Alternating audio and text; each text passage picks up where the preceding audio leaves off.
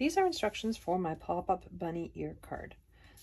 I'm starting with my card base, and I folded down on the score line that's in the center of my base.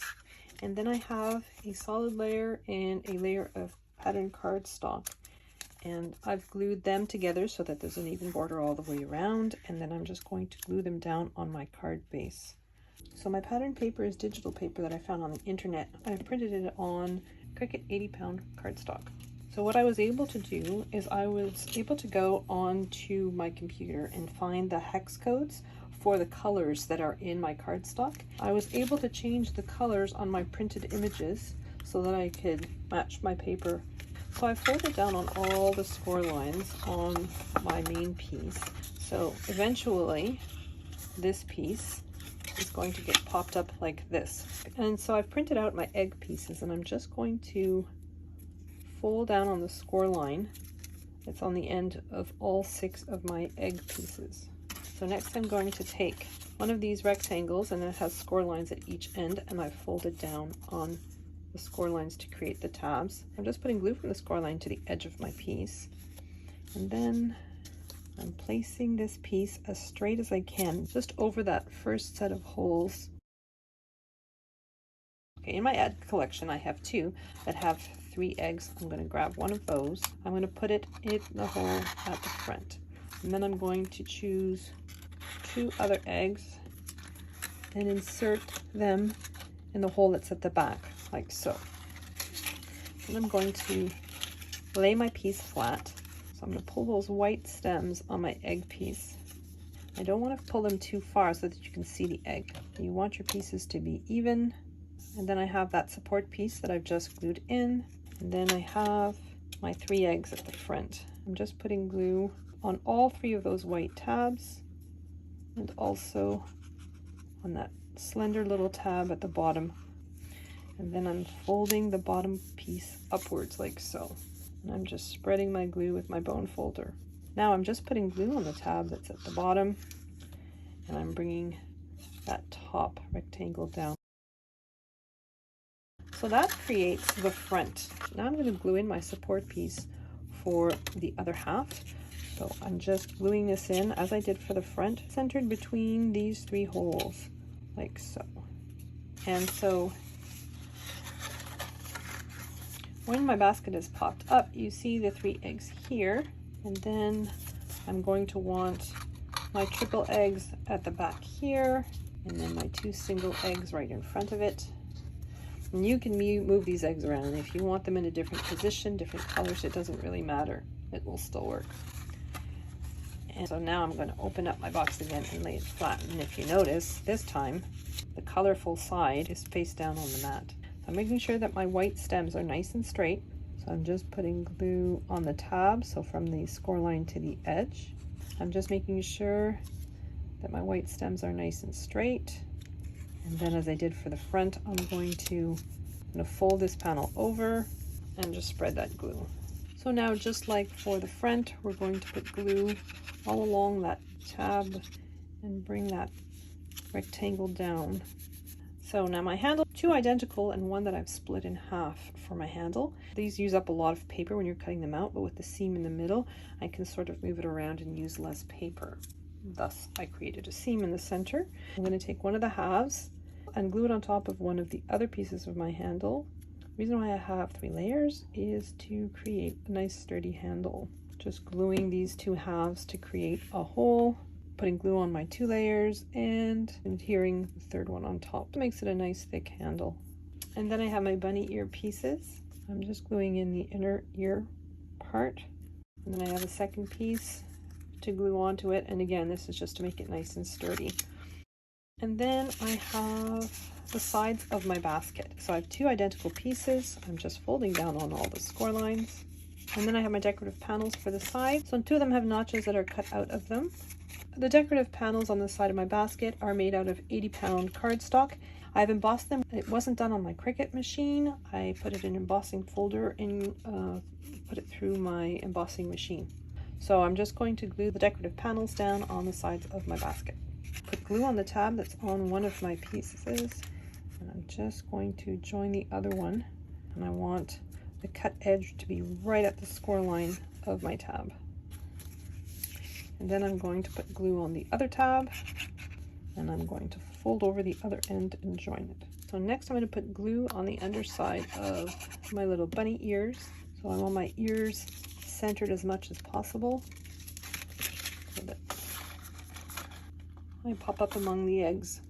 Glue down my handle at this point. So I'm just going to put a little bit of glue just on the tips, do my handle just like so. Then I'm going to put glue on that side tab and then close down. So next I'm going to grab the walls to my basket. I'm flattening the piece so that those notches are on the center panel. I'm taking my basket. Now my basket folds both ways. So I'm folding it so that that rectangular piece is towards the bottom. This panel is the same width as this panel. So from this score line to that score line, it has the same width. So I'm just putting glue all along this panel, except I'm avoiding that notch. And then I'm placing my piece so the bottom of my purple basket piece is right at the bottom of the walls. So it's nice and flush at the bottom. The score lines are on exactly on the edge of that rectangular piece that I've glued in. So now I'm going to turn my piece over. I've flattened it so that I can see that rectangular piece again. So this is the same rectangular piece but on the opposite side, and I'm just putting glue all over it except where that little notch is. And then you want to flatten your card down again. So, and then when you pop it up, there's your basket.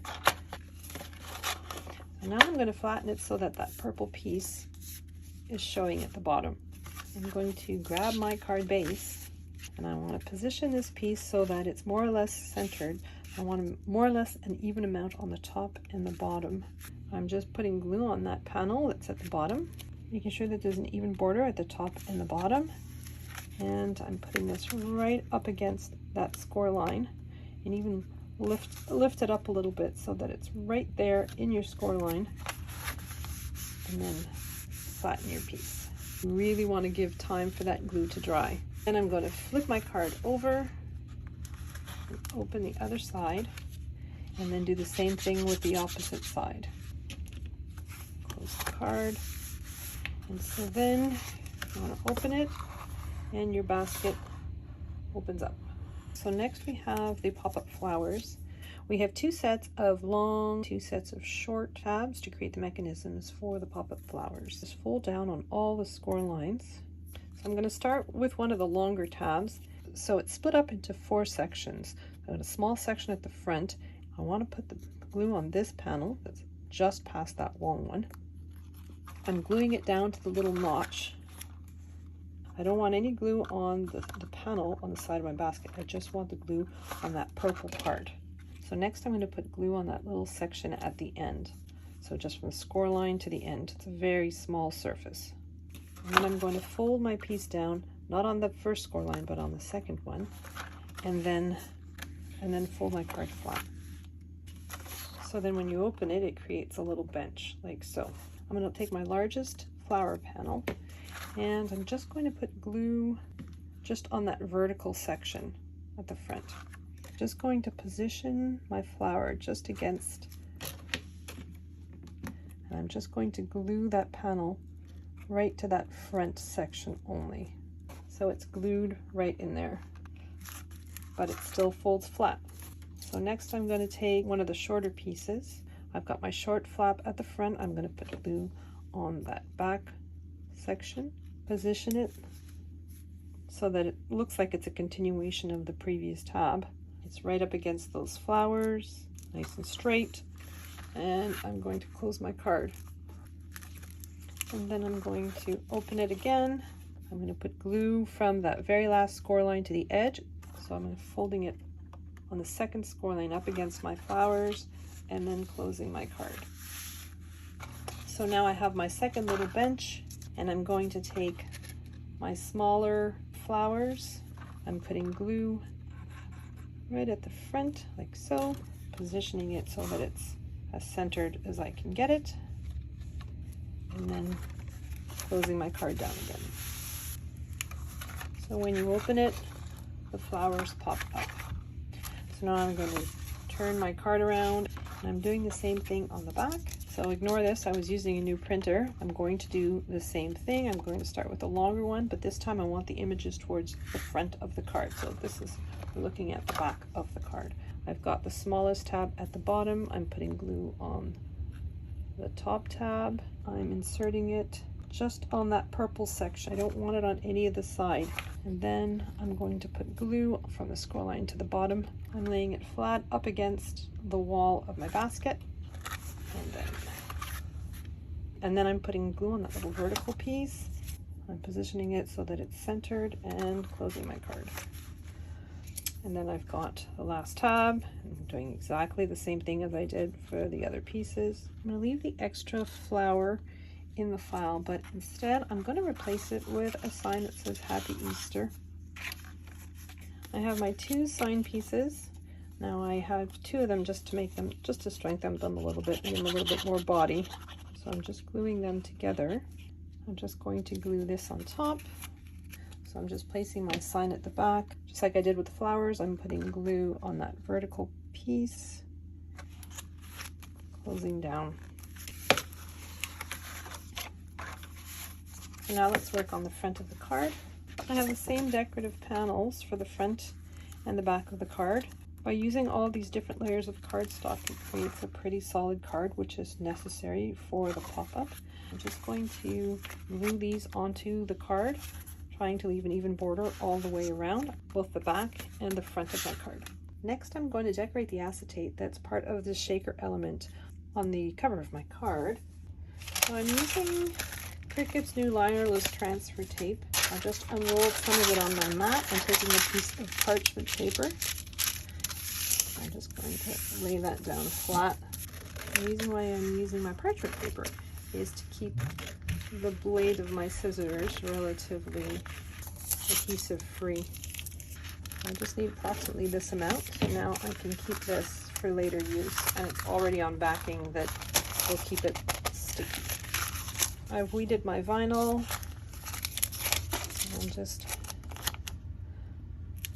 I'm taking the protective liner off my acetate. So this is Cricut acetate, so it has a protective liner on both sides. And I can't really see, so I'm going to put this on a piece of white paper so I can see. I'm just going to apply my vinyl onto the acetate. Now here's a good test. I'm often using the Cricut transfer tape on cardstock. So let's just see if this transfer tape is going to rip my cardstock when I remove it.